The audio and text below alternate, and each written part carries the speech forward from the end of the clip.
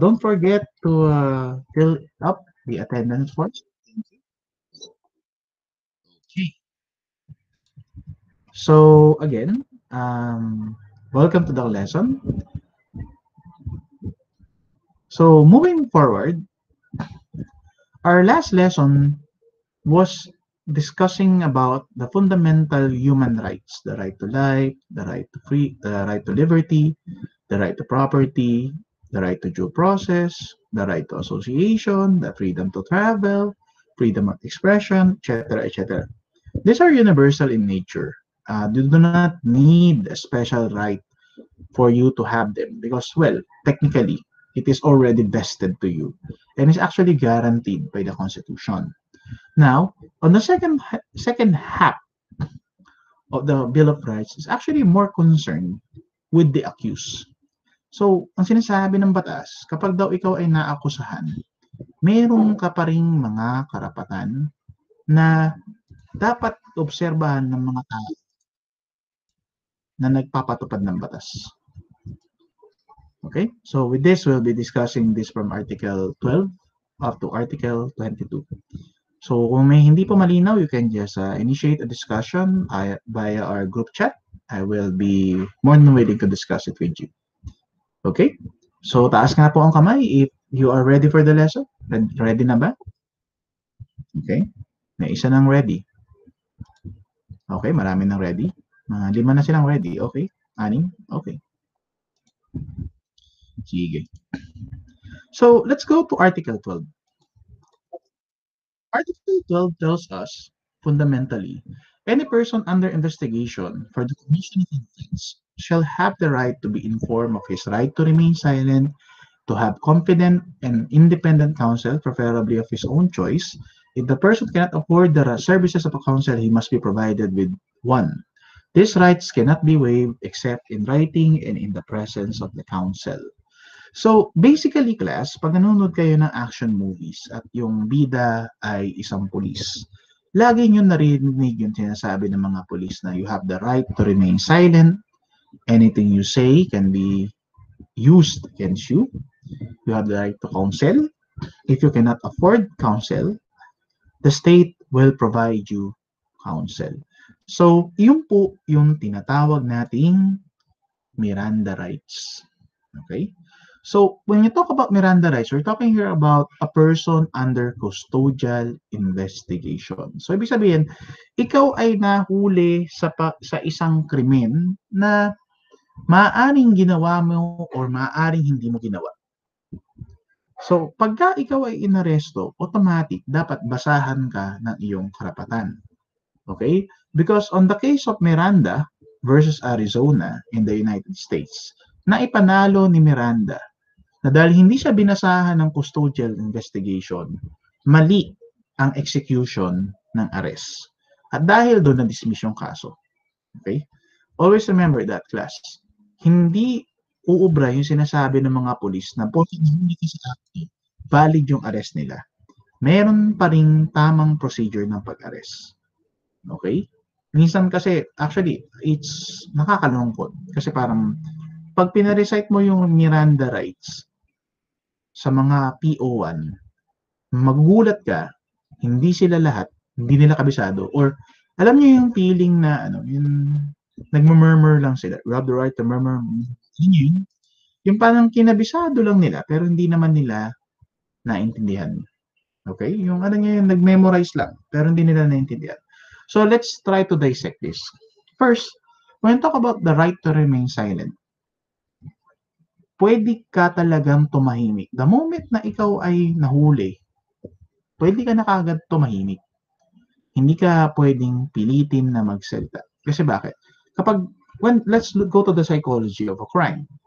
Kapag ikaw ay nasa isang crime scene, at ikaw ay, let's say, nakapatay, syempre yung utak mo, unless syempre cold-blooded killer ka na, syempre yung isip mo magulo. And you might say things that may harm your defense. Maaaring pinatay mo siya dahil self-defense or baka, pero dahil sa galit mo, sinabi mo, gusto mo talaga siyang patayin. So parang pag sinabi mong self-defense, pero yung heat of the moment, sinabi mo, gusto mong patayin, nagko-contradict siya sa pwedeng maging depensa ng abogado mo. So, kapag ikaw ay nahuli, kahit ano pa, remain silent. Okay? Hindi ka pwedeng pilitin ng pulis na umamin ka na, umamin ka na. Actually, pag ginawa nila yun, nang hindi ka binabasahan ng karapatan mo, pwede mong i-declare na mali yung arrest. May mali sa arrest.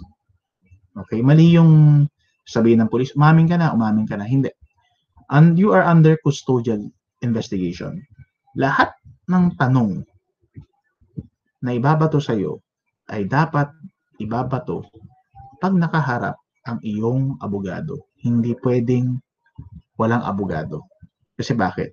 Yung abogado mo kasi, yun yung magko-coach sa'yo. Huwag mong sabihin yan. Huwag mong sabihin yan. Ito sabihin mo. Okay? Ito yung sinasabi na right to counsel. Okay? So malinaw na tayo dun sa anything you say can be used against you, no? So ano naman yung right to counsel? Right to counsel is hindi kayo pwedeng simulan ng investigasyon against sa'yo or hindi ka pwedeng interrogate nang hindi nakaharap ang abogado. The rule is within 24 hours, kailangan ma-provide nila yung abogado. Okay? Ngayon, kung ikaw ay medyo mayaman, nakakaangat sa buhay, meron kang kaibigan na abogado or meron kang sariling abogado, okay? That's your right to counsel, your preference. Ngayon, paano yung mga karamihan ng mga mahihirap? Karamihan ng mga mahihirap, meron silang nilalapitan, yung tinatawag na Public Attorney's Office or yung PAO.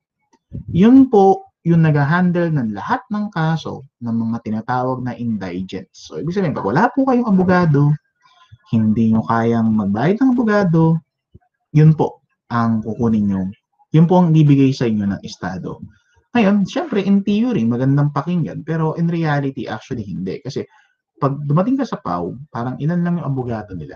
Parang isang abogado, ang hawak niyang kaso, nasa 200 to 400 cases. So, hindi rin nasusunod minsan yung kailangan investigation na nakaharap yung abogado. Ang nakakabanat ng ganun, yung mga private practitioners.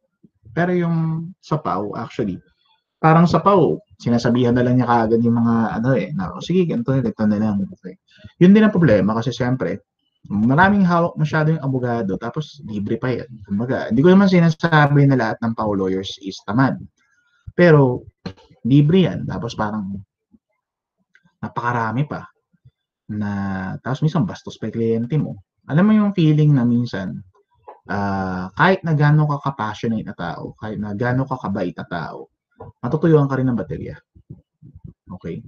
So, minsan yung mga PAO lawyers, sila din yung sabi, mag-plea bargain na lang tayo. Aminin mo na lang. Okay? Minsan may mga ganun. Pero pag nakakatiyempo kayo ng magaling na abogado, ilalabang kanya hanggang dulo. Okay? So, that's the right to counsel. So, you can see here, we have two fundamental rights.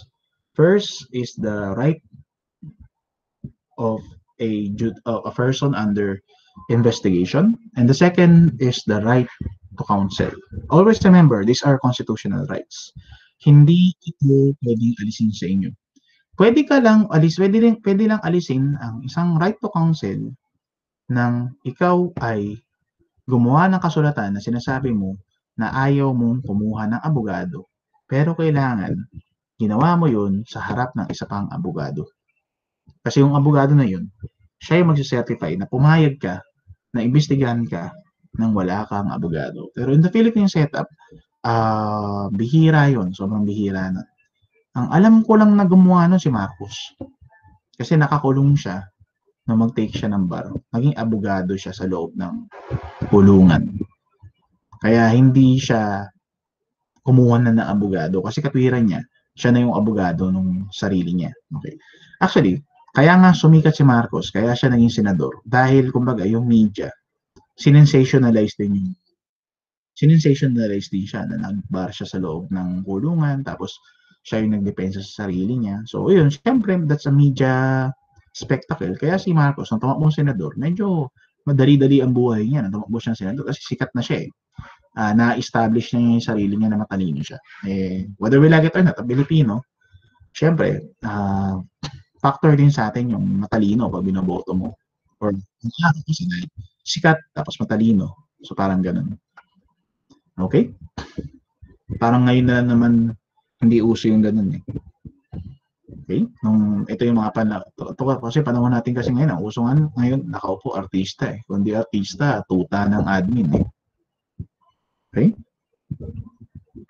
Or boksingero. So, are we clear here? Article 12? Taas po ang kamay kung naintindihan ako sa Article 12. Okay, thank you. So, moving forward, let's go to Article 13. Article 13 talks about basically the right to bail. Okay?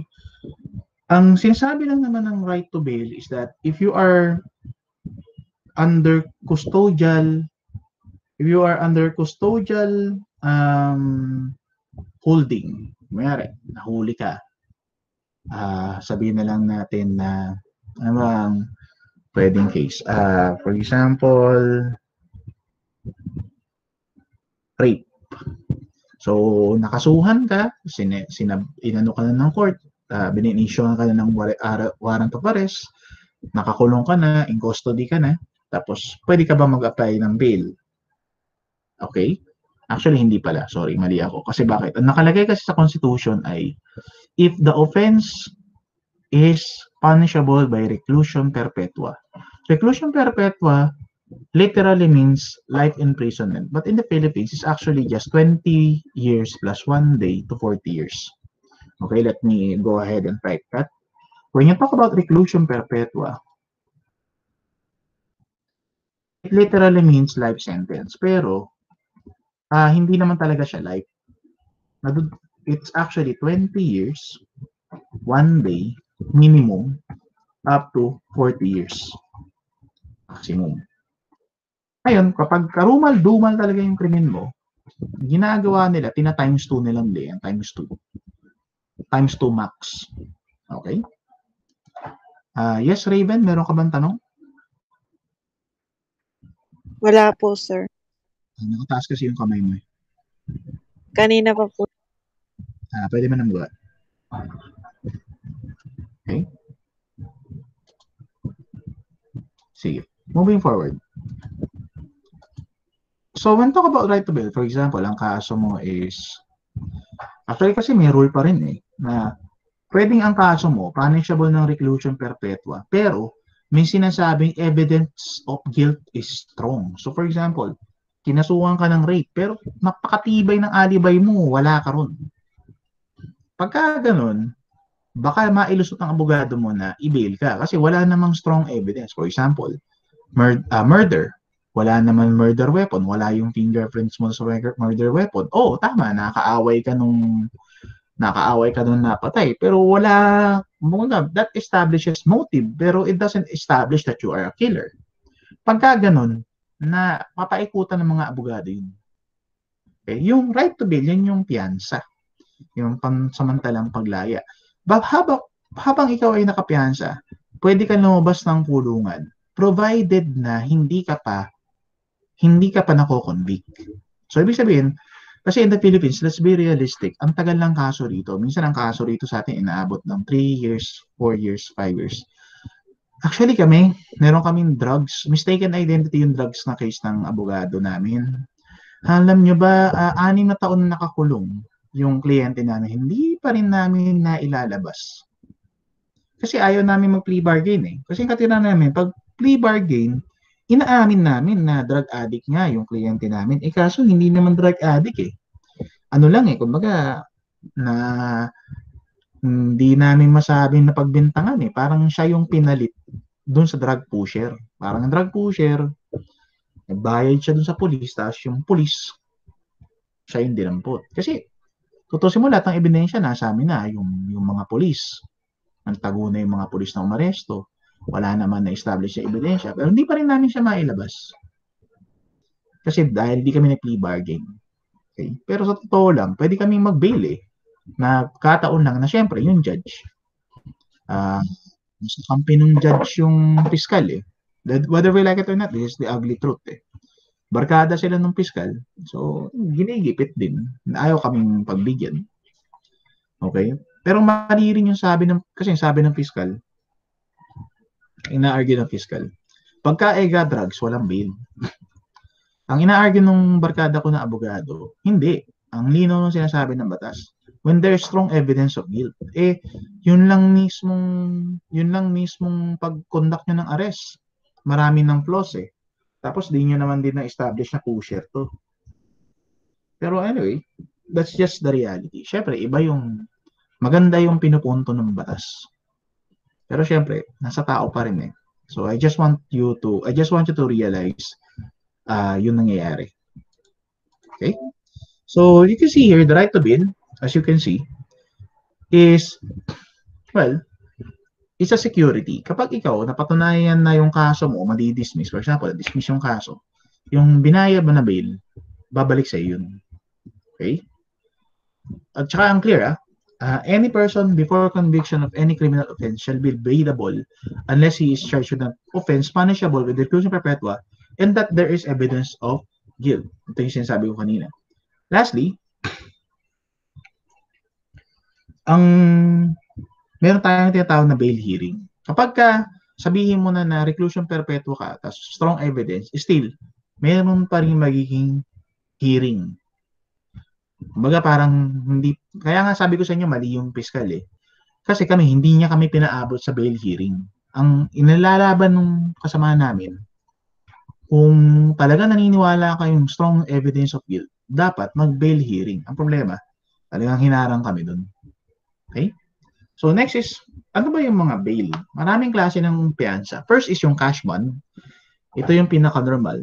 Parang ito mismo, yung ikaw, kung mayroon ikaw yung nakasuhan, babayaran mo siya cash. Okay? Kapag ikaw, na-acquit ka, i-refund sa yun. Okay? Ito yung pinaka nakikita nyo madalas sa mga teleserye. Pero bihira gumagawa niyan. Kasi bakit? Pag napatunayan na kulong ka, hindi mo na mababawi yan. Okay? Pagka, kumiyari, ikaw, tinakbuhan mo, hearing ka, hindi mo ina-attendan, yun, yung binayad mong piyansa, wala na yun, sa gobyerno na yun. Hindi mo na mababawi yun. Ito yung sex, next, ito yung kasunod na bail. Ito yung mas simple. Okay? Ito yung mas madalas ginagawa ng mga mahihirap. Ito yung tinatawag na yung bail bond or yung surety. Ito yung kung saan yung premium babayaran ng akusado. Tapos may ibang kumpanya, sila magbabayad ng bail mo. Okay? Ito yung, for example, magbabayad ka muna 10,000 dun sa bondsmith, tapos yung bondsmith, siya makikipag-usap sa korte. Okay? Ang alam ko dito, may binabayaran kang fee. Para may cash bond ka, tapos may babayaran kang fee. Okay? So, ayan, nakalagay yan, no? Yung premium, 30% ng total amount. So, for example, 100,000 yung bill, 30,000 lang kailangan mo ibayad. Yung bonding company, siya na bahalang mag-fill in nun. Okay? Yung bonding company naman, at the same time, maganda sa bonding company, sila rin syempre yung hahawak sa leeg mo na umattend ka sa hearing. Kasi pagka hindi ka umattend sa hearing, sila yung yayariin ng korte. Okay? Kaya mas madalas ito, mas recommended to ng courts kasi kumbaga mas may habol ang korte. Next is yung property bond. Kung wala kang pera pero meron kang lupa. Ito, normally ito nangyayari to sa mga magsaka. Yung mga magsaka na pagbintangan ng land grabbing or mga magsaka na kasuhan. Madalas yun na tinataya nila lupa. Okay? Next is recognizance. This is an obligation record. Okay? Kapag ito, high credibility yung tao, gagawa lang siya ng affidavit. Okay? Okay? Kapag ito, ginagamit lang to sa mga light felonies, for example. Ano ba light felonies? Physical injury, ganun lang. Malicious mischief. Ito yung mga kaso na, kumbaga, kung hindi ka man makulong, wala namang ganung kalaking issue. Okay? Gagawa ka lang ng undertaking na nangangako ka na pupunta ka na nangangako ka na aatin ka ng hearing kahit na hindi ka isabina. Ngayon, pagka hindi mo sinipot yun, wala. Ipapakontempt ka ng korte. Yung contempt class, yun po yung contempt, yun po yung ano, pag hindi ka sumipot sa korte, o for example, bastos ka sa korte, nabastusan sa yung judge, naingayan lang, pwede kanyang pa-contempt. Yung contempt, pakukulong ka niya dun sa loob ng jail ng RTC. Or pagbabayarin kanya pagbabayarin kanya ng penalty. Nangyari to minsan sa nanonood ako ng hearing ng barkada ko. May isang lola, nakabukas yung phone niya, nag-ring. Narinig ng judge. Problema yung judge niya, yung napaka-sensitive. Nagalit, sumigaw. Sino yun? Tinuro ng gwardiya na yung matanda. Pinatay ng matanda. Nangatwiran pa yung matanda. Pinatay ko naman po. Nagalit yung judge lalo. Anong gusto mo? Magbabayad ka o pakukulong kita? Yun, kawawa rin yung matanda. Pero kasi, ang punto kasi nun, yung power of contempt, ang may hawak lang nun, yung judge sa loob ng sarili niyang courtroom. Pero minsan ako, muntikan na ako makakontempt. Nung, for example, nasa loob ako ng courtroom, lumabas ako. Tinawagan ko si attorney. Yung problema, bukas pala yung bintana ni judge. Kausap ko si attorney sa labas. Ganito lang yung boses ko, modulated. Pero naririnig ako ng judge. Pinatawag ako sa clerk. Tumahimik daw ako, o kaya lumayo daw ako kasi daw naabala ko daw yung proceedings. Depende rin sa mood ng judge. Okay? Pero minsan nangyayari to. Kaya kayo class, pagka umari, mating kayo ng mga hearing ng korte, medyo quiet lang. Kayong makwento ron, huwag kayong magpipicture, kayong magkakamera. Pwede kayong pa-contempt doon. Huwag kayong maglalaro, huwag kayong mag-ML. Okay? Huwag kayong magpo-Pokemon Go doon. Okay? May mga na-contempt na dahil nag-Pokemon Go sa loob ng RTC. Okay? So, don't take it as a joke. Nangyayari talaga siya. Minsan, actually, mga abogado, pag mga abogado, masyadong bastos din sumagot sa judge, yun, nako-contempt sila. Okay? So, let's go to Article 3, Section 4. Okay. When you talk about Article 2, Article 14, we are talking here about the right to trial. First is the so-called presumption of innocence. When you say that presumption of innocence, ang magkaiba kasi, pagka kasi pulis, hinuli ka, sasabihin ng pulis, ikaw may kasalanan. Pero ang gagawin ng korte, hindi sila basta-basta maniniwala sa sabihin ng pulis. Ang lagi nilang sinasabi, may presumption of innocence. Parang you are innocent until you are proven guilty beyond reasonable doubt. No. Okay? Maganda sana to kung lahat ng magulang ganun mag-isip, no? Kasi minsan yung mga magulang wala pa napapatunayan, pinagbibintangan ka na eh. Pero sa korte, hindi pwede yun. Kailangan, bago ka ikulong, napatunayan mo na nagkakasala ka. Okay? Kasi nga, as the Roman proverb once said, na it's better to free 1,000 criminals rather than to imprison one innocent man. Kasi bakit, class? Hindi biro ang makulong. Hindi biro ang mahabla. Pag ikaw nakulong, sira na buhay mo. Okay? For example, kayo, struggling kayo sa buhay nyo. For example, sa mga lalaki, sa ating mga lalaki, mapagbintangan ka lang na ng rape, sira na karir mo, tanggal na lisensya mo, hindi ka na pwede revoke ang mga NBI clearances mo. Isipin mo nga, paano ka magtatrabaho nang wala yun? Tigok ka doon. Okay? Kapag kayo, napagbintangan kayo, estapa lang. Ha? Actually, yung makasuhan ka lang, di ba? Yun nga lang ang umuwi ka ng ganun, nagchichismisan mga kapitbahay mo, di ba? What more yung mapagbintangan ka, what more yung mahabla ka, at what more yung makulong ka. And I'm telling you, class, nakapasok na ako sa kulungan. I'm talking to clients inside. Kasi di naman namin pwedeng ilabas yung kliyente, eh. Ano yun? Naranasan ko mag-interview ng suspect sa loob ng kulungan. And I'm telling you, amoy pa lang, di nyo nakakayanin. Amoy pa lang, iba na yung amoy dun. Yung init, iba rin yung init. Alam mo yung init na galing sa init ng katawan ng tao. Tapos alam mo yung shifting sila sa pagtulog. Grabe yun. Natatadyakan ka pagka hindi ka gumising. Grabe doon, grabe. Sobra. Tapos yung teacher ko dati, kinikwento sa akin, may dinalo daw siya sa kulungan. Inosente. Sabi niya, ano ba nangyari? Ito na, pinapaliwanag. Naawa yung teacher ko. Sabi yung teacher ko, ano bang pwede kong gawin para sa'yo? Sir, bigyan mo na lang ako ng isang supot na stork. Hindi nga yata nabutan yung stork eh. Yun yung star. Yung, alam niyo yung candy na star? Yung menthol. Star. Star na siya ngayon eh. Dati stork yun eh. Tapos daw, 40% na ethyl alcohol. Sabi nung teacher ko, bakit? Kasi yun daw yung tinutoma doon. Yung stork, dudurugin nila. Lalagyan na lang ethyl alcohol, tapos tubig, tapos yelo. Yun na yung toma nila ron. Tayo na, 40% yung ethyl alcohol, Brad. Wow. Yung chibas, ilang percent lang. 40% ethyl, Brad. Parang pag nasaksak ka, parang yung, yan, nagtutoma ka na gano'n. Pag nasaksak ka, yun na rin yung bubuhos mo sa saksak mo. Ganun katindi tama ng Brad. May menthol pa. Okay? Grabe.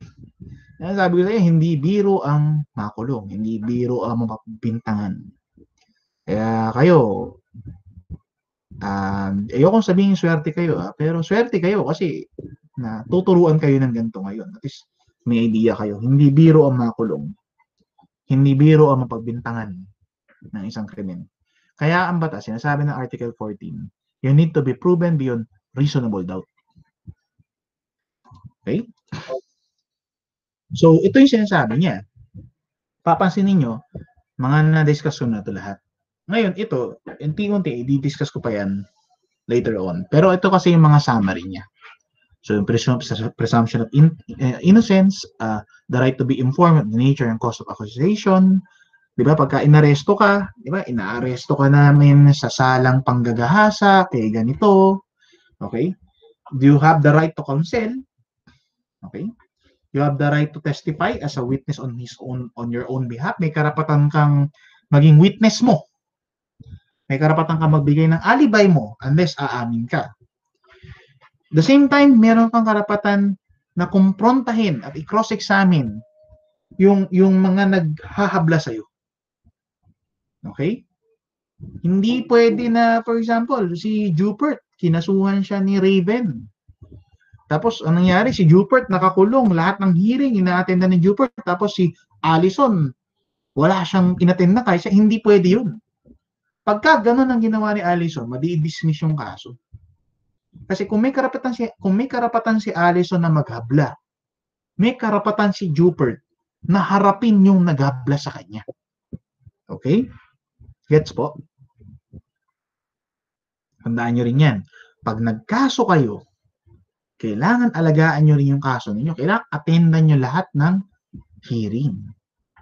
Kasi pag ikaw, hindi mo in-attendan yung hearing, at walang problema yung kalaban mo, madidismiss ang kaso mo. Paano kung totoo? Paano kung tinakbuhan ka sa pera? Paano kung ginahasa ka? Okay? Maliwanag po. Tsaka kumuha kayo ng matinong abogado. I'm telling you. Wag po kayong kukuha na abogado na nangangako ng resulta. I'm telling you, almost always, pagkakakitaan lang kayo niyan. Huwag kayong maniniwala sa mga abogado na nagsasabi, 3 months, laya ka. Huwag kayong maniwala gano'n sa mga ganun. May nagtataas po ng kamay? Yes. Yes, Rain. Meron ka bang tanong, Rain? Mr. Mendoza? Sorry po, sir. Napindot lang po. Okay. Napindot. Okay. Pero, sir, tanong na rin po ako. What I'm sharing in class is lesson. Yes, Rain. Yung may mga napanood po kasi ako ng mga video po sa net. Yung mga pulis po. Tapos, clear naman po na wala pong ginagawang illegal activity po yung tao. Yung sample ko po napanood yung pong lalaki na bumulot lang po ng basura. Meron lang po siyang hawak na tong. Tapos, bakit po? Yung pong pulis, kiniklaim po na mga dangerous object po yung hawak po ng lalaki na clearly naman po na hindi. Hmm. Tapos, pinipilit po siyang i-arrest. Tapos, nire-reject po nung lalaki po na yung arrest. Meron po bang pwede po ba i-counter yung police po na yun? Okay. Mukhang simple pero actually komplikado yan. Una, meron tayong tinatawag na presumption of regularity. Okay Medyo kumapit kayo dito Ano kasi to? Criminal law na to. In criminal law, meron tayong tinatawag na presumption of regularity. Ang presumption of regularity is, ang sinasabi ay kahit anong aresto na ginawa ng pulis, iniisip lagi ng korte na ginawa niya yun as part of his duty. Okay? Parang ngayon, Rain, pagka kinasuhan ng pulis yung namamasura, pupunta yan sa piskal. Yung piskal, siya magdedetermine. Meron bang tinatawag na probable cause? May probable cause ba para kasuhan yung namamasura? Ngayon, pag sinabi ng piskal na walang probable cause yan, obligado yung pulis na palayain yung hinuli niya. Kasi bakit? Wala kang pwedeng ikaso. The rule is, within 24 hours, pag hindi ka nakasuhan, laya ka. Kaya nga malas kayo pag nakulong kayo ng Biyernes ng hapon. Kasi yung 24-hour rule, at wala kang pribadong abogado, patay ka, Lunes ka nalalabas. Kaya minsan ang mga raid, ginagawa ang mga raid Biyernes para walang korte. Kasi bakit? Yung 24-hour rule, syempre, realistically, hindi rin siya nagagawa. Kasi syempre, 8 to 5 lang ang korte. Tapos, naiinis nga ako Alam niyo kung ba't nakakainis yung nawala si CJ Sereno. Nung term ni CJ Sereno, in fairness to her, naging matino ang korte. 8 to 5 ang korte, required sila mag-overtime. Ngayon, nung mawala si CJ Sereno, balik na naman sila sa dating gawin. Alam niyo ba ngayon, for example, sa Bulacan, madidisappoint ka. RTC, nagsasara, 4 o'clock. And I was like, bakit po ganun? Di ba dapat hanggang 5 yan? 4:30. Minsan 9 o'clock nagsisimula yung nawala yung disiplina. Sabi ko, dapat 8 to 5 yan. Buhay ng tao yan. Okay? Ngayon, Rain, ang tanong, pwede mo bang kasuhan yun? Pwede. Pwede mong kasuhan yung police ng abuse of authority. Yung tinatawag. Or pwede rin mo silang, kung sa example mo, pwede silang kasuhan ng unlawful arrest. Ang problema, pag kinasuhan mo sila ng unlawful arrest, hindi ka sa piskal lalapit. Lalapit ka sa Commission on Human Rights. Okay? Kasi, yung police, agent of the state siya. Ibig sabihin, yung ginagawa ng police, sinasanction siya ng Estado. Kapag ang Estado, umaabuso sa kapangyarihan niya, pupunta ka sa CHR. Yun ang trabaho nila. Okay? Okay po, sir. Salamat po. Kaya, malinaw po tayo doon Kapag kayo class ay naabuso ng mga tao, ng militar at ng pulis, hindi kayo sa korte lalapit. Lalapit kayo sa Commission on Human Rights. Tapos yung Commission on Human Rights, sila ang magpapaimbestiga. Okay? You cannot go directly, for example, sa Chief of Police, reklamo mo. Hindi. Kasi bakit? Let's face it, ang militar at ang pulis, nasa ibang mundo yan. Iba yung kanilang brotherhood. Iba yung kanilang mista. Yung ugaling mista. Na kahit na mali na kabaro nila, paninindigan nila yun hanggang dulo. Kasi katwira nila, ang isip nila nasa gera Pag nasa gera, di mo dapat nilalaglag yung kasamahan mo. So, it's a very large fraternity. Hindi ko sinasabing tama sila, hindi ko sinasabing mali sila. Pero kaya nga tayo nagkaroon ng Commission on Human Rights. Para yun ng independent body na maglo-look into that. Okay? Kapag kayo, ang nakaaway nyo, yung kapitbahay ninyo, lalapit ka sa pulis. Pero pag ang bumira sa'yo, pulis, tinaniman ka ng ebidensya, inaresto ka, sinaktan ka, tinorture ka, pulis o sundalo, sa CHR ka lalapit. Okay? Hindi kalaban ng CHR ang gobyerno. Ang trabaho ng CHR is tingnan kung umaabuso ba yung tinatawag na agents of the state. So, huwag kayong magpapaniwala. Pagka kumyari, yung mga nanay, tatay nyo, galit na galit sa CHR. But kayo mga kriminal, hindi hinahabol ng CHR. Itama nyo sila. Kasi mali yung ganong kaisipan. Okay? Sino nakarinig ng ganun sa mga nanay, tatay nila? Hindi alam kung ano ang CHR. Meron ba? Okay, very good. Swerte kayo. Meron ako naririnig ganun. Actually, sabi ko nga nung nakaraang lesson, may kasamaan nga ako, associate professor na sa BSU. Associate professor na sa BSU, pero hindi pa rin niya alam yung pagkaiba ng CHR sa police. Okay? So kayo, bilang nag-aaral ng Polsci, dapat aware kayo dun. Okay? Thank you. So, let's move on. Let's go to Article 3, Section 15. Okay, this is quite tricky. This is what we call the writ of habeas corpus. Shall not be suspended except in cases of invasion, rebellion, when the public safety requires it. So first, let's discuss habeas corpus. Okay.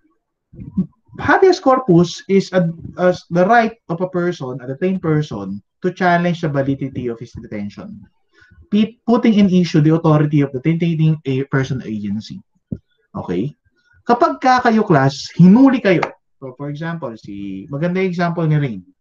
Si Rain, namamasura si Rain, hinuli siya ng pulis. Wala namang just cause. Tapos sinabi na ng piskal na walang probable cause, pero kulong ka pa rin.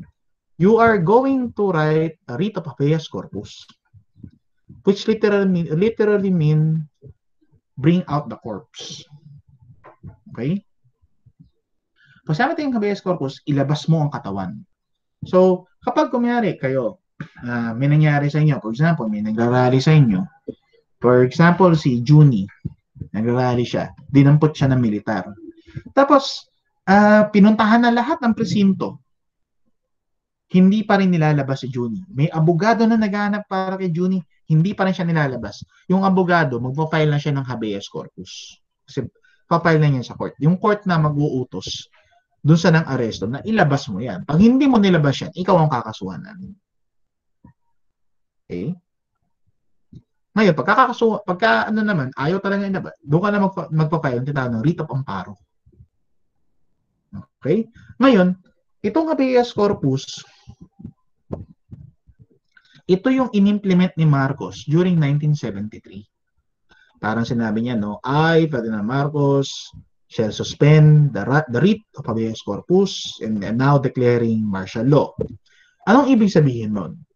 Ang sinasabi ni Marcos back then, sinususpend niya yung habeas corpus kasi nagkakagulo sa Maynila. Ang sinasabi kasi diyan, pwedeng isuspend ng habeas corpus kapag panahon ng insurrection, rebellion, when public safety requires it. So ano ba mangyayari, class, pagka suspended ng habeas corpus or kapag martial law? Kapag martial law, class, pwede kayong pwede kayong ikulong ng walang kaso. Basta nag-violate ka ng tinatawag na security protocol.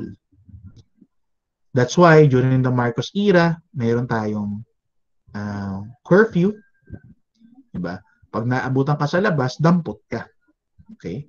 Ngayon, the problem with habeas corpus, hindi makakapag-file yung abogado mo ng habeas corpus na ilabas ka bigla. Kasi nga, suspended siya. Kasi nga, ang iniisip nila, pagka panahon ng giyera, dapat, yung wala munang karapatan, parang safety muna tayong lahat. So, lahat ng paghihinalaan, ikukulong.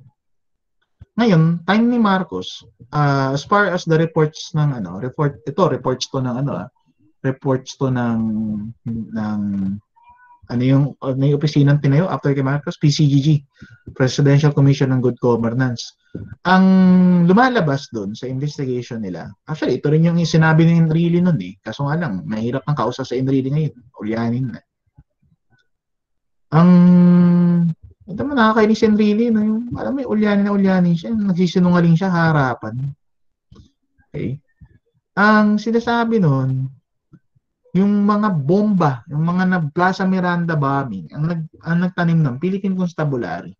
So actually, sa madaling sabi, ang ginawa ni Marcos, siya yung gumawa ng terorista. Ginalit niya yung mga estudyante, sa yung mga estudyante, utu-utu naman, rally ng rally, tapos nagtanim sila ng bomba. So boom, yun, nagkagulo na. Tapos ang pinasabog nila, Liberal Party, yung marcha ng Liberal Party. Okay? Nung panahon na nabulag si Jovito Salonga nun. You should look at that, yung Plaza Miranda bombing. Hindi ko masabing binabago ni Enrile yung history. Nag-uulyanin si Enrile. Pero, actually, to be honest, matagal naman nang sinungaling si Enrile. Nung dineclare ang martial law, ang sinabi ni Enrile na ambush siya. Ang forensics ng kotse ni Enrile, pinaputukan. Pero ang binaril, di ba, ito yung kotse. Box type yung kotse niya eh. Diba? Ang pinaputukan yung pinto, hindi yung salamin. Sige nga, kung ikaw gusto mong patayin si Enrile, bakit hindi yung windshield ang binaril mo? Kahit sabihin natin bulletproof yun, dapat may tama pa rin yung windshield. Saka naman nakakita ang tama ng baril, puro dun sa bakal. Sige nga. Tapos sinasabi niya, na-ambush daw siya. Sabi, unang-una, umuwi siya dun sa bahay niya nun sa Maynila, sa Quezon City yata. Ano yung bahay na yun? Parang top secret. Paano ka aambushin dun? Okay? Yung kasi yung sinabi ni Marcos na dahilan kung bakit siya nagpa-martial law. Kasi napaka-lawless na Plaza Miranda bombing. Tapos, na-ambush pa si Enrile. Na si Enrile, nung maupo si Cory, sinabi ni Enrile na fabricated yun. Na stage yun. Tapos ngayon, nung maupo si Duterte, nire-retract niya. Alala niyo yung nagtete sila ni Bongbong Marcos, yung chocolates or sex or chocolates na tanungan. Si Enrile tsaka si Bongbong. Para silang tanga nun, no? May nakakaalala nun? Meron yata nun sa YouTube, natin po. Para silang timang nun. Para silang tangan.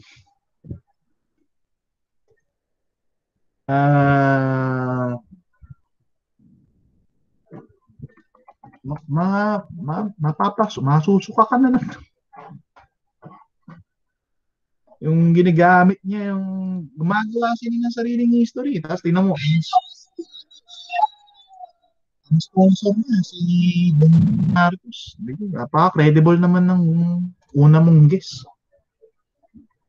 Series yun. Tama, Larry, series yun. Gagong ulul na ulul si Enrile. Ulyanin na. Okay? So, for me talagang, Enrile just wants to be relevant na lang, pero wala, bulok na yung utak niya. Siguro, yung panahon ng kabataan niya, meron pa siyang brilliance, pero ngayon talagang wala, na lang siya, parang joke na lang siya ngayon. Okay? So, yun yung nangyari pag habeas corpus. Pwede kang ikulong, warrantless. Hindi ka pwede mag-declare na mali yung arrest kasi nga, wala kang habeas corpus. So, maliwanag po tayo doon.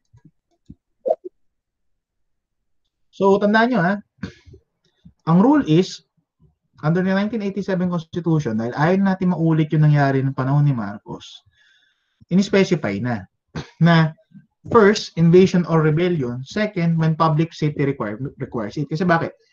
Pwedeng magkaroon ng rebellion pero hindi naman talaga apektado ang public safety. Kaya nga niya, yun yung gina-justify ni Duterte nung sa Mindanao. Ang pina-point out sa Mindanao, Marawi lang naman ang nagka-under siege. Bakit buong Mindanao ang ima-martial law mo? Kasi yun ang logic niya Ang premise nun, kung Marawi lang ang may gera, hindi mo dapat i-martial law yung buong Mindanao.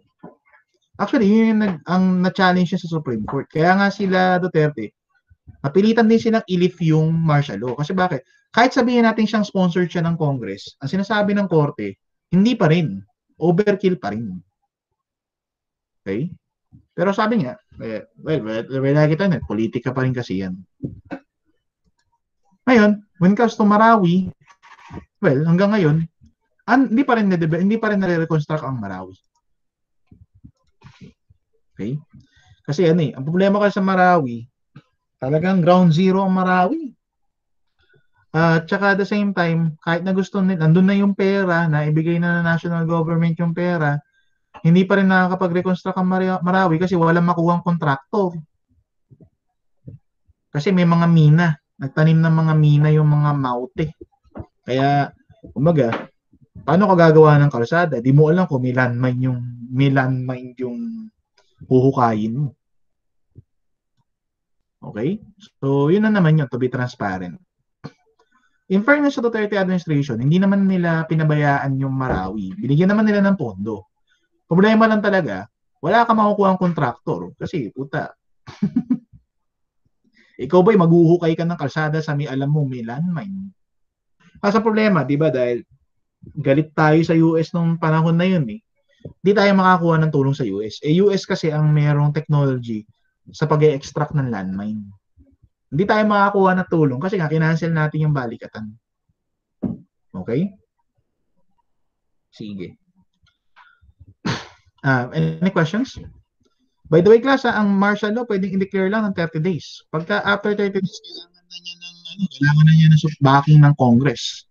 Yun yung safeguard. Pwede ka mag-declare ng martial law pero kailangan may concurrence ng Congress. Pag hindi kinuncure ng Congress yan, kailangan i-lift ang martial law.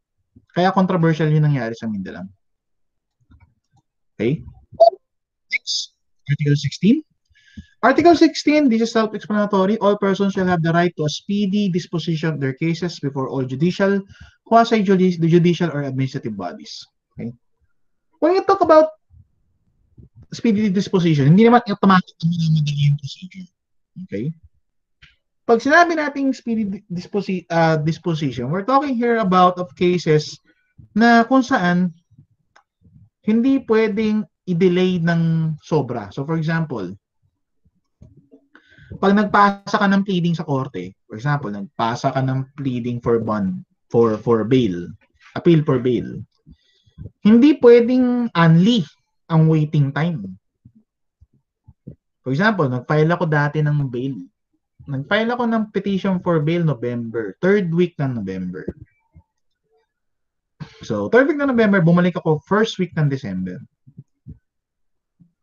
So, 2 linggo na lumipas. Nag-file ako Monday, third week ng November.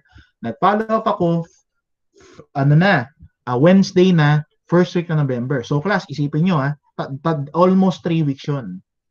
Ang sabi sa akin, wala pa daw reply si judge. Balik ako ng next week ng December. Bakit ako bumalik ng next week ng December, ng second week ng December? Kasi katiran ko, magki-Christmas party na sila ng third week ng December. Pag nag-Christmas party yung mga yan, hindi naaandar ang papel. Nakakulo yung kliyente namin. Aba, nagalit na yung clerk sa akin. Ang sabi ng clerk, may 90 days to reply si judge. Yun yung sinasabi ng speedy disposition. May 90 days sila. Pero actually ako, sinagot ko yung clerk. Sasagad po ba ng 90 days? Doon medyo napahiya yung clerk sa akin na, hindi naman.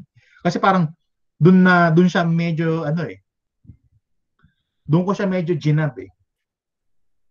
Kasi bakit? Inosente yung kliyente namin, tapos pagbabanata mo ko ng 90 days to reply, kayo yung nag-disapprove nung motion namin. Medyo binanatan ko yung clerk doon eh. Babanatan mo ko ng 90 days to reply. 3 pages lang naman yung pleading na pinasinubmit ko. Okay? Kasi bakit? Though tama naman, 90 days to reply, pero parang maging makatao ka naman. Nakakulong yung tao, inosente, tapos babanatan mo ko 3 months ang paperwork. Class, sabi ko nga sa'yo, hindi ko nga magawang tumagal ng 2 oras sa loob ng kulungan. Partida, nasa entrance lang ako. Entrance lang yun. Nasa harap pa ako ng warden. Nasa opisina pa ako ng warden nung lagay na yun. Kumbaga, komportable pa yung pwesto ko, pero halos hindi na ako makahinga. What more yung ganun, tapos inosente ka. Kaya ako, mas pinili ko yung magturo eh. Kasi isipin nyo, lahat to, tinuturo ko sa inyo to, libre. Sana naiintindihan nyo. Or sana matandaan nyo itong tinuturo ko na to. Kasi magagamit nyo to. Magagamit nyo talaga to. Especially sa panahon na to. Magagamit nyo to. Parang Kung alam lang sana ng kliyente namin yung ganyan mga karapatan, baka hindi siya nakulong. Alam niyo yung feeling na yun? So, para sa akin, mas rewarding magturo. Kasi for example, ilan tayo dito? 38 tayo dito, 39. At least 39 kayo na tututunan nyo yung batas kung ano yung dapat yung gawin. Or may idea kayo, may connection kayo para maintindihan yung batas. Be thankful. Maraming tao hindi to alam. Maraming tao ang nasasagasaan dahil din nila alam. Okay? Sige.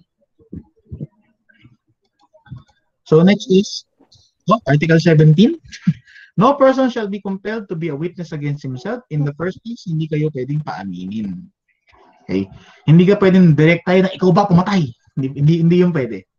Okay? Kaya pa sa inyo, mga abogado class, pag nagko-cross-examination, hindi nila tinatanong ikaw ba pumatay. Nag-i-establish sila ng facts. So, for example, ang kaso natin, si Jupert, pinatay si Raven. Si Jupert ang napagmintangan. Tatanungin ko si Jupert, Jupert, nasaan ka nung March 23, 4 o'clock in the afternoon? Sabihin ni Jupert, nasa bahay po, nagluluto. Jupert, ano yung niluluto mo? Sisig po. Matagal ka naman nagluluto ng sisig, Jupert? Nag-aaral pa lang po. Nasaan kang parte ng bahay nun, Jupert, nung nagluluto ka ng sisig? Sa kusina po. Saan yung kusina ng bahay mo? Pwede mo ba describe kung nasaan ang kusina? Okay? Ganun yun. Mag-i-establish ang faction. So, nagkita ba kayo ni Allison nung maghapon na yun? Nung oras na yun, nagkita ba kayo ni Allison? Sabihin ni Jupiter, hindi po. Saan ba? Pero, sabi nila, si Allison daw, pinatay sa taas ng kwarto, sa bahay ninyo, sa may second floor. Sabihin ni Jupiter, opo. Hindi mo ba siya narinig na sumigaw? Kung ikaw ay nasa ilalim ka lang, kumbaga nasa saktong ilalim ka nung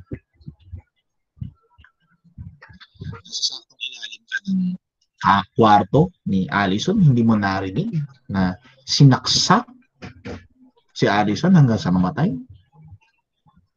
Tapos doon na medyo hindi na kumikibo si Jupiter doon. Tapos siguro guilty na siya. Tapos pero hindi pa siya babanatan ng abogado ron. Jupiter, anong kutsilyo ba ginagamit mo nung time na naghihiwa ka para sa sisig?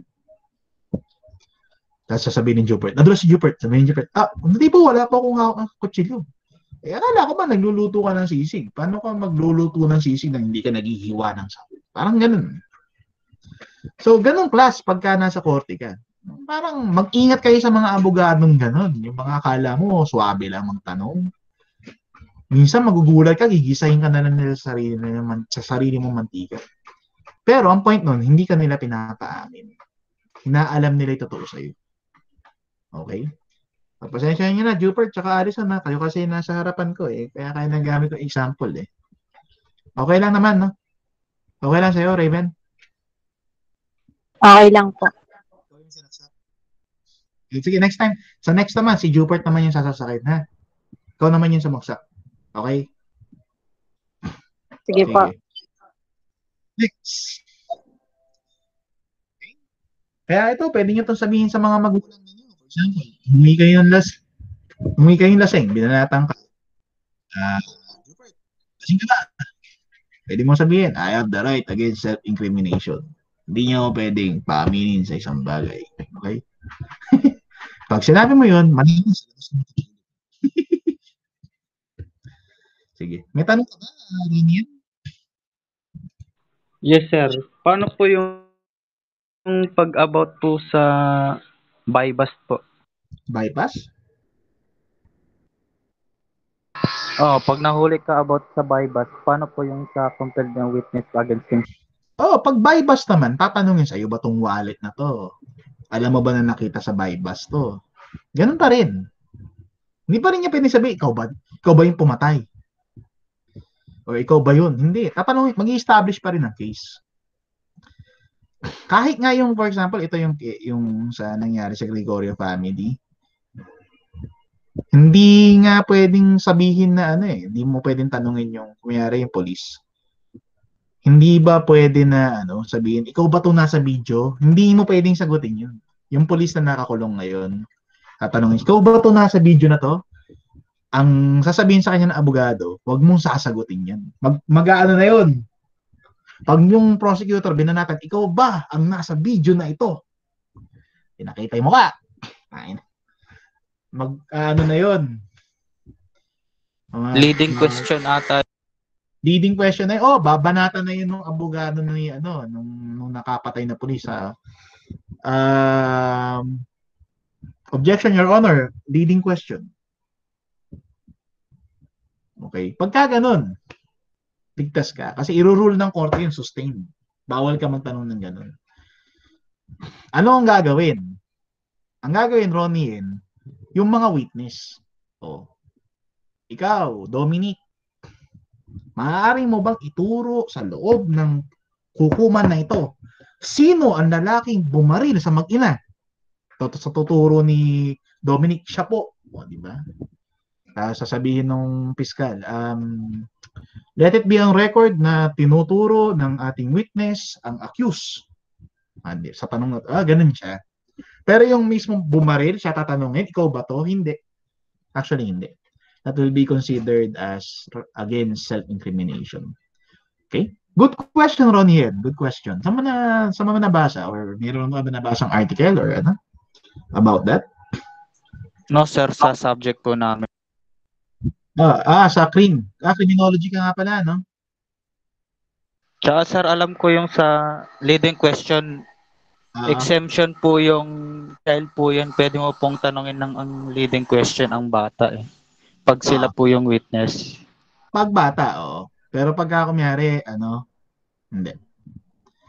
Depende rin sa abogado kasi minsan lumulusot din. Kasi hindi natin masabi. Iba rin ng korte. Minsan may mga abogado kasi sobrang swabe magtanong. Or minsan may mga fiscal din aanga sumagot. Okay? Hindi mo rin masabi. Naka-attend ka naman ng practice court? Ay, sorry, wala nga pala kayo practice court. Naka-attend ka naman ng hearing, Ronnie? Yes, sir. One time lang po. Okay, sige. Ba't ngayon ko pala nag-polsay? Pero tapos na kayo ng cream law, no? Opo. Yun. Maganda yun. Actually, yun. Pinapaliwagan ko kanina yung cream law yun. Alam yun, criminology sila. Okay? Sige. Ronnie yan. Ikaw ba? Kabisado mo naman ng Miranda rights, no?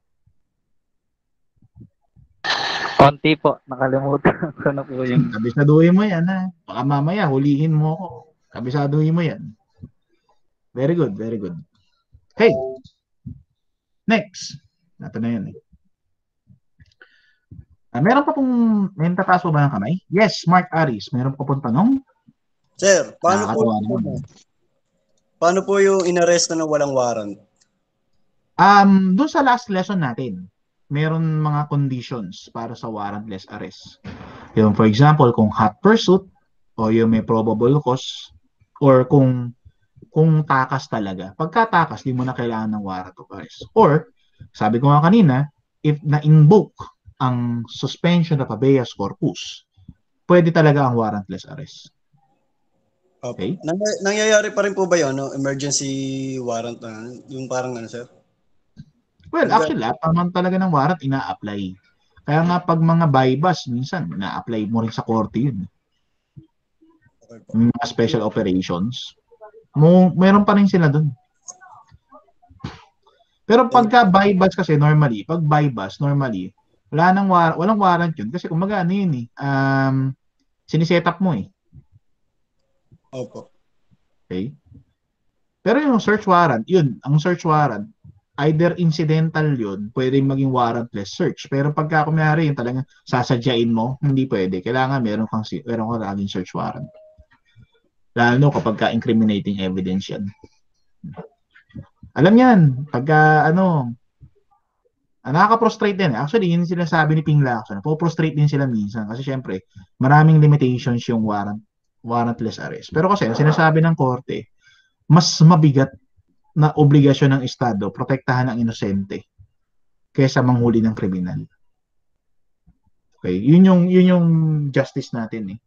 Mas mabigat ang karapatan ng inosente sa dapat na kapangyarihan ng militar. Kasi nga, we are a democratic country under Article 2, di ba? Sovereignty resides on the people. Di ba? I believe it's stated there under Article 2, Section 1. In Article 2, Section 2, sinasabi, di ba? So, parang civil reigns over military. That's the premise of being a democratic. Okay? Thank you po. Yes, may tanong pa po? Okay, sige. Thank you. Sir, may tanong ako, sir. Yes po. Yes po. Pagka po ba drug-related na kaso, hindi na talaga sila pwedeng lumabas sa bilangguan? Naku na, hindi po. Nakakulong? Ang sinasabi po natin, kapag po sinabi nating drug cases, non-bailable siya. Ibig sabihin po, hindi sila pinapayagan na magpiyansa. Pero, kapag po kumyari, ang kaso mo naman is drug abuse, ikaw ay in violation ng Dangerous Drugs Act. Actually, 6 months lang eh. Pagka drug user ka, 6 months lang eh. I-rehab ka ng 6 months. Tapos laya ka na. Okay. Ngayon, ang problema, May ito, isa- kung knowledge naman na to, ang problema, nung Duterte admin, after 6 months, itutumba ka. Pagkalaya mo, ay, maraming praning na maraming praning na drug user eh. Pagka, dapa ka. Ngayon, pagka kinulong ka, nung dati, ang style, palalabasin, drug pusher ka. Kasi ang drug pushing, non-bailable. Ang drug using, user ka. Pag user ka, 6 months, rehab ka. Pag umulit ka, doon nakahaba sentensya mo. Pero kapag ikaw ay drug pusher, yun ay reclusion perpetua. Kaya sinasabi nila, non-bailable yun. Pero, pag ikaw ay drug pusher, pwede ka pa rin makipag-plea bargain. Pag nag-plea bargain ka, 6 months to 1 year, laya ka. Ngayon, ang nangyayari, after mong lumaya, natutumba. Actually, naalala nyo last week, di ba nag-consultation tayo dito? Apo. Alam niyo ba, after ng consultation natin, may narinig na ako ilang putok. May pinatay na pala sa kapitbahay namin. Bagong laya lang yan. Drug pusher yun na lumaya. Lately lang lumaya. Mga 2 months pa lang siyang laya. Ayun. Hanggang ngayon, pinaglalamayan ngayon doon. Grabe, no?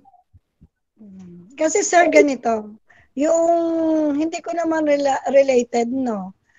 Apo. Nahuli siya ng pulis giginto. Sabi may dala raw. Pero tinuro lang daw nung kajaming. Oo. Tinuro lang. Normal Hinuli yan, ngayon normal ng yan. mga pulis. Okay. Palit-ulo tawag nila eh. Ngayon, yung mga pulis, hinihingan sila ng 60,000 pesos. Oh, bakit? Eh, wala silang maibigay nung gabi na yon. Oo. Hanggang kinabukasan, sabi ng pulis, tinuluyan siya. Ngayon, siguro more than 7 years na nakakulong na daw. Oo.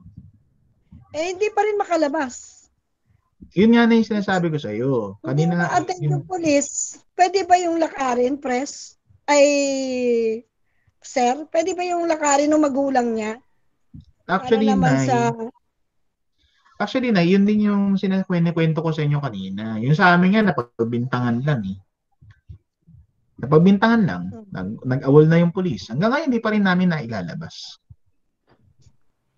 Pero sabi ko nga, mabuti na rin na hindi natin nailabas kung maupo si Duterte kasi lahat ng lumabas nalibing. Ayokong magsabi ng masama, ayokong magbintang. Pero totoo naman, halos lahat ng lumabas, lahat ng nag-plea bargain, nagpayaman ng St. Peter. Whether we like it or not. pero yung Di pa lang, malinis lahat ng amin dito, yung mga dating tambay dito, nawala lahat eh. Pati yung nag-aayos ng buhay niya. Tinumba. Kababaeng tao yun. Ang drug pusher talaga yung mister. Nag-away sila, nakulong yung mister. Ang ginawa ng mister, siya pinagbintangan na pusher. Pinatay sa harap ng dalawa niyang anak. Yun ang sinasabi ko. O ngayon, yung dalawang anak na yan, paano mo sasabihin na maniniwala sila sa batas? Pinatay nga yung nanay nila sa harap nila. Yung kasi yung problema dun sa thinking na kailangan patay mo lahat ng pusher, patay mo lahat ng addict. Kita mo nga yung class, parang normal na lang sa ating makakita ng patay. Di ba? Parang it makes us less human. Ako, I'm against drugs. Pero kasi titingnan mo rin, ano ba ang cost ng drugs? Di ba? Ano ba ang pinaka-prevalent sa atin drugs? Shabu. Di ba? Pinakamadaling i-identify yung shabu eh.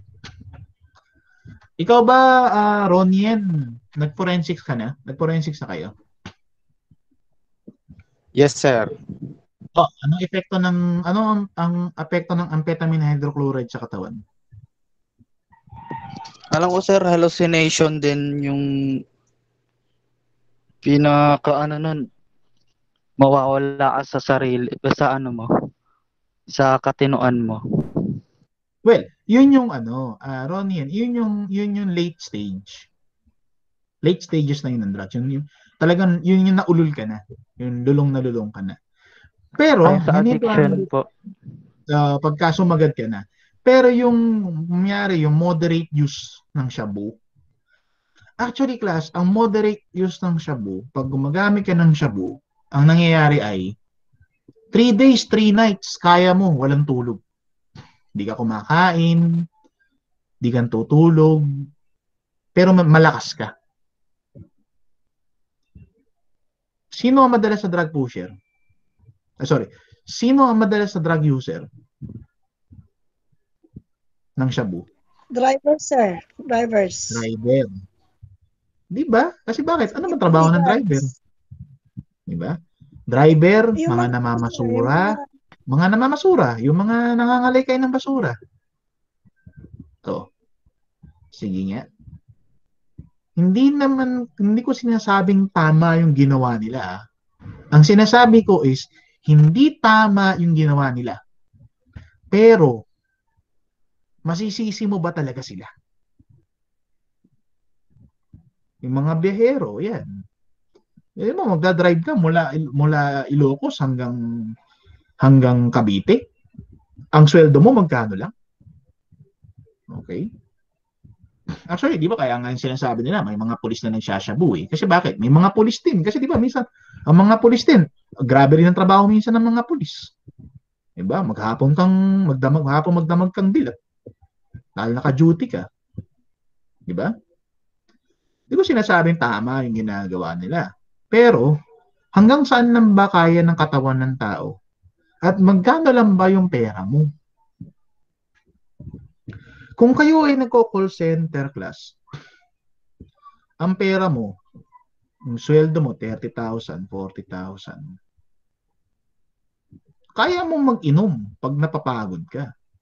Kaya mong magbakasyon or kaya mong bumili ng sasakyan. Yung pera mo, may naipupundar ka. Pero ang tanong ko, magkano ba kinikita ng driver ng jeep? Magkano ba kinikita ng basurero? Iba, kinikita lang naman ng mga yun, pang laman tiyan lang talaga. Ano na-afford nila? Ang na-afford nilang distraction sa buhay nila? Gin bilog. Kung di gin bilog, tong eats, Cara Cruz. Yun lang yung na-afford nilang distraction. In comparison mo dun sa nakakapagtrabaho sa call center, nakakapagtrabaho ng regular sa gobyerno, diba? So, ang titingnan mo pa rin talaga, ang number one role ng kaya malakas pa rin talaga ang drug sa atin. It's dahil sa matindi ang poverty natin. Kung kayo, class, nabuhay kayo sa isang lugar na wala kayo nakita mahirap, napakaswerte ninyo. Ako kasi class, nakaka-relate ako kasi hindi dahil sa drug addict. Hindi ako drug user. Okay. Nakaka-relate ako dun sa mga mahihirap kasi lumaki kasi ako na solo child. Ang nanay ko, solo parent, disabled. Tapos nandito pa kami sa lugar ng Plaridel na marami talagang addict. Nandito kami sa may diki. Maraming mahirap. Kasi talagang ang kinabubuhay nila, mamasura o maglabandera. Talagang na-witness ko yung ganung buhay. Trabaho nila, matadero, driver ng jeep, tricycle. Ganun lang ang buhay dito. Kala ko, nung bata ako, normal lang na nagmumurahan ng magkapitbahay. Normal lang na nagtatagaan. Akala ko normal yun kasi parang nung bata ako, yun yung paligid eh. Kaya nga nung bata kami, bawal ka ng abutan na alas 5 sa labas eh. Diba? Normal sa'yo nakakasalubong ka na may nakakasalubong kang baliw o may toyo. Parang normal sa akin yun. Only to realize na hindi pala dapat normal yun. Pero this is what poverty brings us. Okay? You need to understand that it's about poverty. Kaya nga hindi mo pwedeng alisin ang issue ng poverty pagdating sa politika. Hindi mo pwedeng alisin ang issue ng poverty sa korupsyon. Ang problema kasi sa atin, sinasabi natin corrupt ang mga politiko, pero hindi naman natin dinuduktong yun. Paano sila nagnanakaw? Paano siya nagiging cause ng social injustice? Ang problema lang, ang nakikita lang natin, yung sintomas na may mga magnanakaw, may mga pusher, may mga addict, may mga rapist. Yun lang ang nakikita natin kasi yun yung nasa level ng media. Pero yung root cause niya, hindi siya na-explore. Kaya yan ang problema. Pag ang inupo mo sa pamahalaan, alam niyo yung kabayo, yung nakaganon lang. For example, si President Duterte, yun ang tingin niya lagi, ito lang. Yan lang, drugs lang ang problema, iyan. Without recognizing yung sources niya, actually. Diba? So that's the point. You need to be critical about that. Kayo, maswerte kayo, Ronyen, magiging pulis ka, magiging NBI ka, kumbaga makakakuha ka ng disenteng sweldo. Yan sila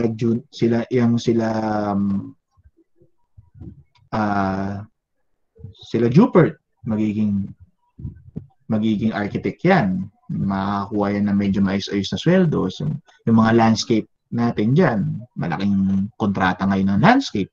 Yung mga tourism natin, pag umayos na ulit ang ating transport, makakapagtrabaho ulit sila sa mga airport, sa mga resort, sa mga cruise, babalik din yan.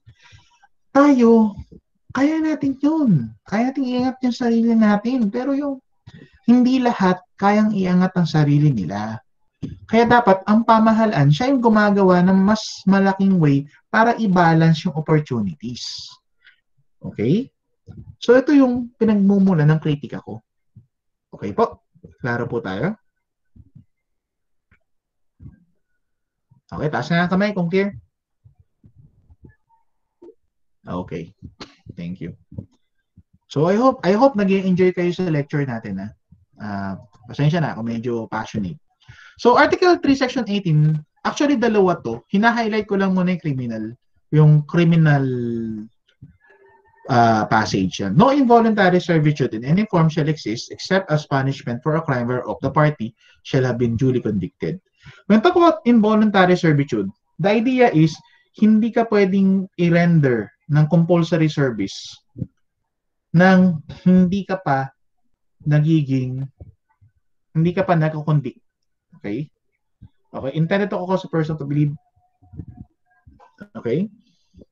Hindi ka pwedeng coerce na gawin ang isang bagay nang wala pang nagiging final sa'yo.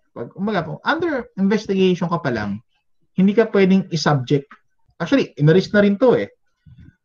Di ba, nung panahon, sino nakakapanood dito yung mga lumang pelikula nila FPJ? Yung mga preso, naguhukay ng kalsada. Gumagawa ng tulay. Meron pa ba nun? May nakakaalala ba ng mga ganung pelikula? Ngayon, bawal na yun. Okay? Ang pinakamatindi mo nang pwedeng ipagawa, community service, pagwawalisin mo, pagdilinisin mo ng estero, pero hindi na pwede yung, mayari gagawa sila ng kalsada. Yung hard labor, hindi na. Bawal na yun. Okay? Kasi bakit? Criminal justice, dalawa kasi ang theory yung tinatawag nating punitive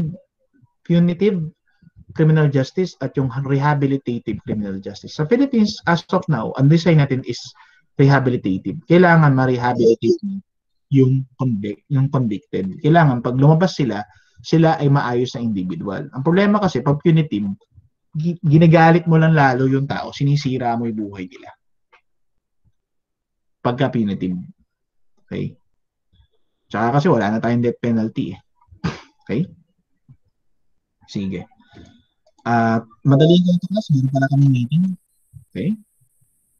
Next, Article 3, Section 19, excessive fines. Okay?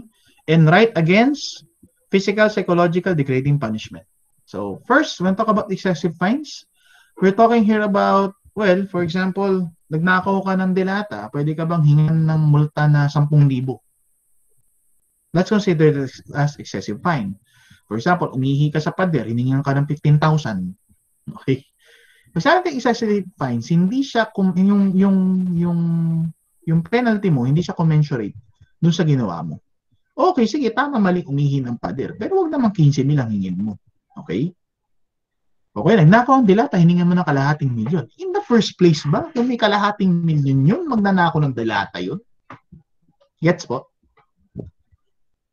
Okay? Next is yung tinatawag natin na inhuman punishment. Kaya class, diba sa atin, bawal na ang mga solitary confinement. Bawal na yung mga Bartolina Mayor. Bawal na yung torture. Bawal na yung may walking sessions. Okay? Though alam ko, nangyayari pa rin yun, pero ngayon, hindi. Ano kasi, ang gumagawa ngayon, kapwa niya nakakulong. Dati kasi ang gumagawa, pulis. Okay? Ngayon, nagbubugbugan sila, pero silang mga nakakulong. Dati, mga pulis ang gumagawa. Ngayon, hindi na. No torture in any form will be allowed. Tandaan nyo, kahit convicted na kayo, may karapatan pa rin kayo. Okay? Next. No person shall be imprisoned for debt or non-payment of all tax. Okay. Good news! Walang nakukulong sa utang. Okay, class ha? What I meant, walang nakukulong sa utang is, kapag kayo, nawalan kayo ng utang, pwede kayong kasuhan, pero kakasuhan kayo, civil case lang, collection of sum of money. So, for example, si John Dave, si John Dave, masarap daw mangutang. Nangutang kay Dominic. Kay Mami. Nangutang kay Mami. Utangan niya kami lahat. Ngayon, si John Dave, meron siyang kotse. Ang utang niya ni John Dave, umabot ng 250,000. Ang halaga ng kotse ni John Dave ay 300,000. Ngayon, ang problema, marami siyang inutangan. 5, tig 50,000. Okay? Ngayon, nagreklamo yung mga to, kinasuhan si John Dave. Ang sasabihin lang ng korte, John Dave, ba't di ka nagbabayad? Sabihin John Dave, wala po kasi akong trabaho. Wala po kasi talaga akong trabaho ngayon. O sige, ganito, John Dave, ano bang property mo, yung kotse mo? Bebenta natin yan in a public auction. Pag nakuha namin yung halagang 250,000, yung sobra sa'yo na. Tapos ang korte ang magbabayad. Okay? Lag ba ako? Hindi naman. Lag ba ako? Sorry. Hindi po, sir. Hindi. Hindi naman po. Si John Dave lang yung lag. Kasi sinisingil na siya. Okay? So, mangyari class, yung, for example, may utang si John Dave kay Dominic, kay Jupert, kay Marby, kay Nanay, kay Junie. May utang siya sa naman na yun, tig 50,000. Binenta ng korte yung halaga yung kotse ni John Dave ng 300,000. Ang mangyayari ngayon, yung 300,000 hindi mapupunta kay John Dave. Yung 50,000 ibibigay na, ibabayad na kay Dominic, kay Jupert, kay Marby, kay Nanay, at saka kay Benny. Lahat yun, babayad na yun ng korte. Tapos, yung 50,000 matitira kay John Dave, ikakaltas ng korte doon yung fee ng korte. Tapos yun ang ibibigay kay John Dave. Kapag ganun ang ginawa ni John Dave, hindi siya pwede makulong. Okay? Ngayon, lang kayo pwede makulong. Pwede po kayong makulong kapag tinakbuhan ninyo ang utang ninyo. Okay? hindi kayo pwedeng makulong dahil sa mahirap ka, dahil wala kang pambayad. Hindi ka makukulong dun. Makukulong ka pag tinakbuhan mo. Okay? So for example, si nanay, umutang ako kay nanay, 5,000. Sabi ko, nay, babayaran kita sa A30, i-chat mo ko. Dumating ang A30, naka-block na sa Facebook ko si nanay. Yung binigay ko sa kanyang address, hindi pala yun ang address ko. Pagka ganun class, estafa na yun. Okay ha? That is estafa. Kasi bakit? Hindi ka kinakasuhan ng korte dahil sa hindi mo kaya magbayad. Kinakasuhan ka ng korte kasi tinakbuhan mo yung obligasyon mo. Are we clear? Ito yun ha. Pag sinabi natin fraudulent debt. Okay? So for example, si nanay, nangako ako, nay, yung motor ko, pagka hindi kita nabayaran, sa'yo na. Ang nangyari, nung singilan na, tinakbuhan kita. Yun. Estafa na yun. Sumakay ako sa motor, paalis. Yun. Estafa na yun. Okay? Gets po? Next is under Article 3, Section 21. It's the right against double jeopardy. Okay? If an act is punished by a law and an ordinance, conviction, or acquittal under either shall constitute a bar to another prosecution of act. Same act. Sinasabi lang naman class ng double jeopardy is hindi ka pwede makulong ng 2 beses sa isang krimen na isang beses mo lang ginawa. So for example, si Dominic, nakasuhan siya ng estafa. Kinasuhan siya ni Marvy. Na-dismiss yung kaso ni Dominic. Ngayon si Dominic, dahil nagagalit siya kay Marvy, kinasuhan niya ulit si Marvy ng estafa.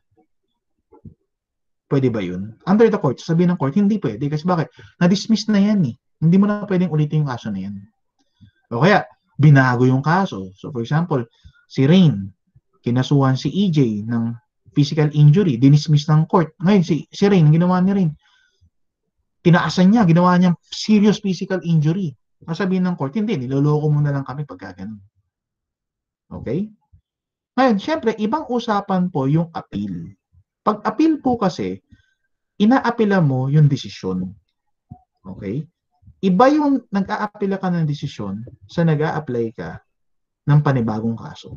So for example, merong pelikula yan, Double Jeopardy ang title. May mag-asawa, for example, si Chini, tsaka si Mark Dave. Si Mark Dave, para makuha niya yung pera ng insurance, nagkumyari siyang pinatay siya. Tapos ang pinamukha niyang pumatay si Chini. Si Chini, nakulong siya 40 years. Tapos si Chini, nakita niya si Mark Dave, paglaya niya, nakita niya si Mark Dave, buhay pa. Ang tanong, pag ba pinatay ni Chini si Mark Dave, makakasuhan ba siya ulit? The answer is, hindi na. Kasi bakit? Double jeopardy. Nakulong na si Chini sa isang krimen na hindi pa niya ginawa. So kung gagawin niya yun, wala na siyang dapat pagbayaran. Kasi isang beses ka lang naman pwedeng pumatay ng tao. Diba? Isang beses lang naman. Isang beses lang naman pwedeng mamatay ang tao. Okay? Gets po? Kala nyo, pelikula lang to, no? Pero actually nangyayari siya sa tunay na buhay. Okay? Last. Article 3, Section 22.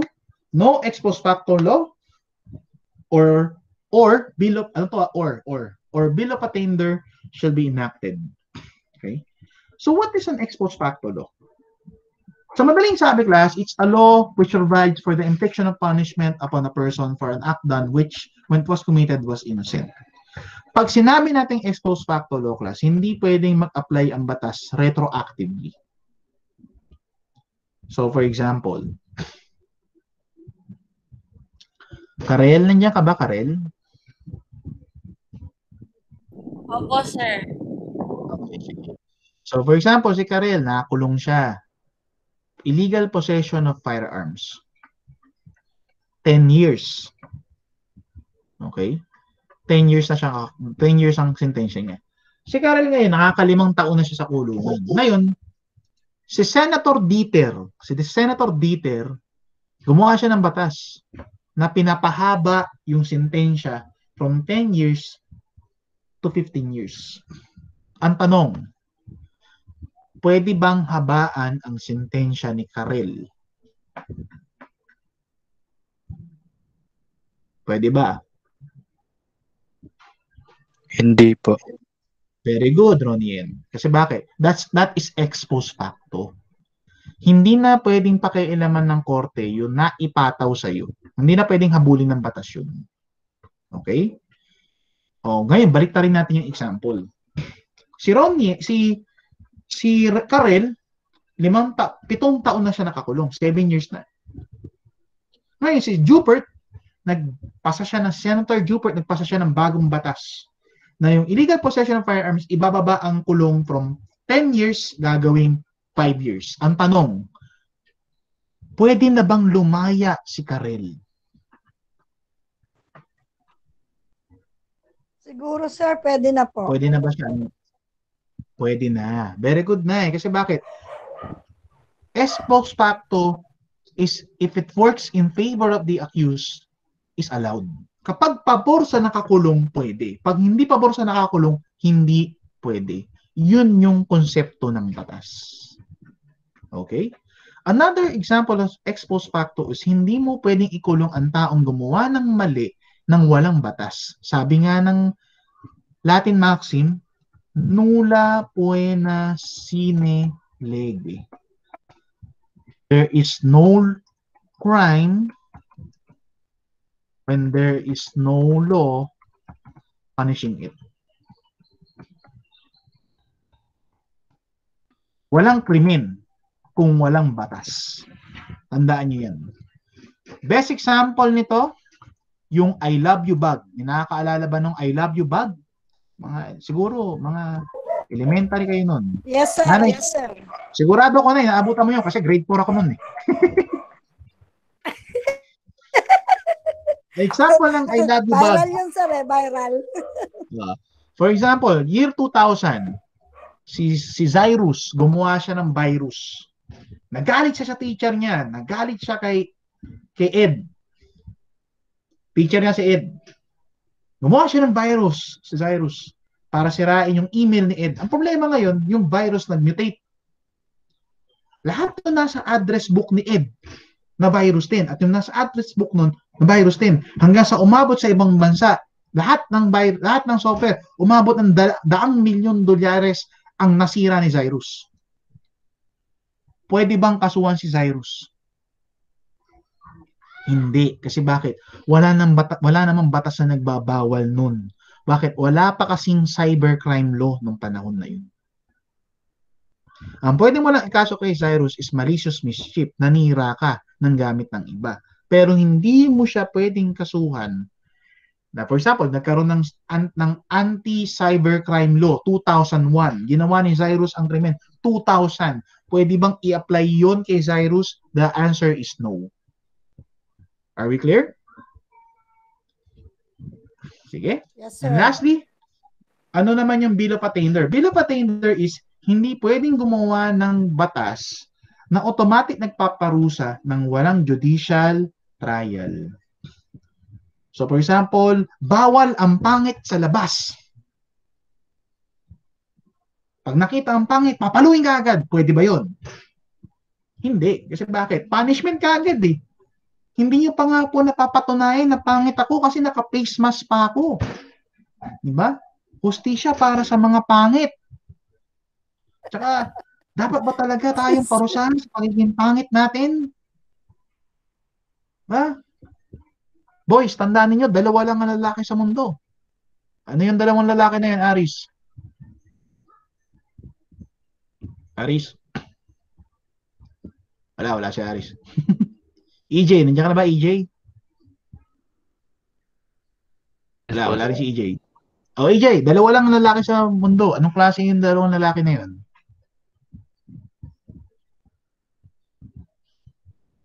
Matino, tsaka manloloko, sir. Hindi. Mali ka, EJ. Mali ka, EJ. Ang mga lalaki, hindi yan manloloko. Mapagmahal lang tayo. Pero 2 lang ang lalaki sa mundo. Yung gwapo at maswerte. Tandaan niyo yan. Tandaan niyo, boys, napakaswerte natin. Napakasiswerte natin. Tandaan niyo yan. Ang dalawa lang pamimili mo, gwapo o maswerte. Kayo boys, anong gusto niyo? Gwapo o maswerte? Sige nga. Ikaw ba, Rain? Anong gusto mo? Gwapo o maswerte? Sir, di na po available yung gwapo. Di ba? Swerte na lang po. tayo. Doon ka sa swerte. Pagka gwapo ka, pipikot ka. Pagbibintangan ka pa ng rape. O, di ba? Pagka swerte ka, makakaiwas ka sa lahat ng yun. Makakapag-asawa ka na maganda. O, di ba? Doon tayo sa swerte. Okay? Tandaan ninyo ha. Merong 4 na uri ng pagmamahal. Pagka parehong maganda at gwapo, match made in heaven. Okay? Pagka lalaki yung gwapo at babae yung medyo hindi maganda, ang tawag doon ay, anong tawag doon? Nanay, anong tawag doon? Pagka yung gwapo ang lalaki, Ayoko mag-comment, sir. ang tawag doon na is true love.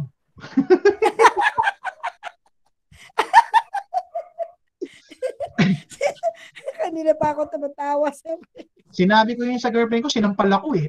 Ako talaga yung pangit natin dalawa, sinampal ako. Sabi ko, this is true love. Sinampal ba naman ako? Oh, boy, girls, ha? Pag sinabihan kayo ng lalaki, true love, sampalin nyo rin. Oh, ako yung pangit? Ako yung pangit? No, Karel. Ano, Karel? Payag ka ba, Karel? True love? Hindi ko po alam, sir. Payag ka ba? True love? Okay. Paano naman pagka yung lalaki hindi naman pogi pero maganda yung babae? Anong tawag natin doon, boys? Nakapikot yun, sir. Hindi, ang tawag doon, diskarte. Swerte. Diskarte, swerte. Oh, yun, ganun yun. Okay. Ngayon, ang tanong, paano pag parehong di na nga maganda tapos ipapangit? Anong tawag natin doon? Ang tawag natin doon ay Tadhana. survival. Kailangan nating mag-survive. Joke lang. Baka sabihin, ito naman si Sir, kala mong gwapo.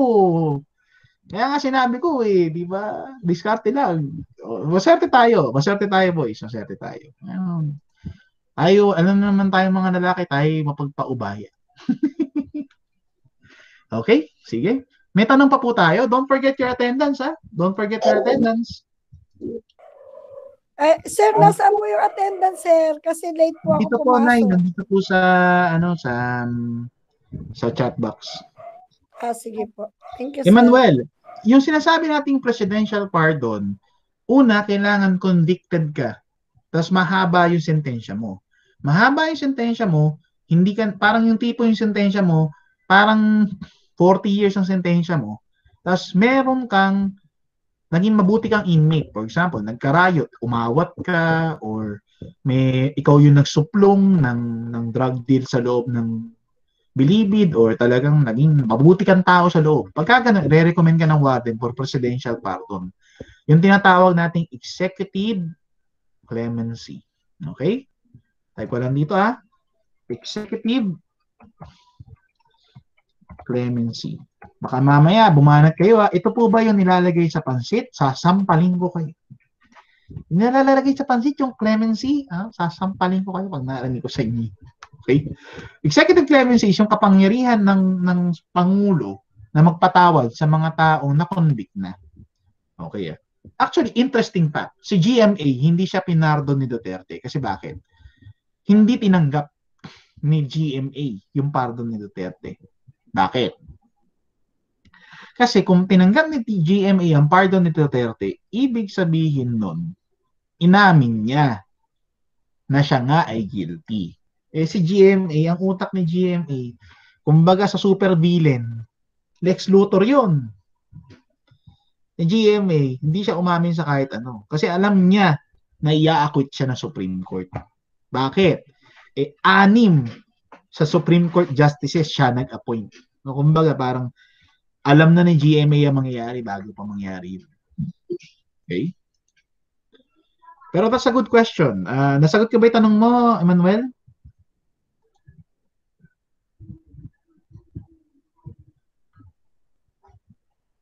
Okay. Manuel, gising na? Sige. Meron pa po kayong tanong? Meron pa pong tanong, class? Okay. So it's already 9:40. Pwede na ba kayo magbukas ng camera for our attendance today? Pwede na po ba kayo magbukas ng camera? Pogi-pogi na rin, ha? Laki ng headset mo, ha? Kagagandang lalaki ng mga estudyante ko, ha? Huwag niyo tatanggapin na kayo ay swerte, ha? Kayong lahat ay magandang lalaki. As di lang magandang lalaki, ano pa, mapagmahal pa. No. Larry, pogi-pogi, oh. Mapagmahal, di ba? Okay, sige, let's do a print screen for today. Pero kung mga pwede ma-print screen, maraming salamat po. Pwedeng pakisindalan din sa akin. Okay, I will upload this lesson in our Google Classroom. Okay. So with this class, tapos na po natin ang module.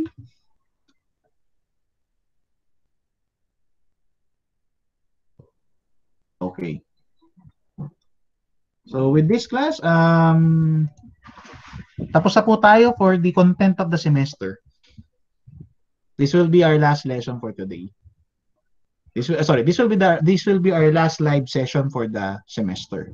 The remaining days of the calendar will be focused on your oral recitation. Okay? Gets po?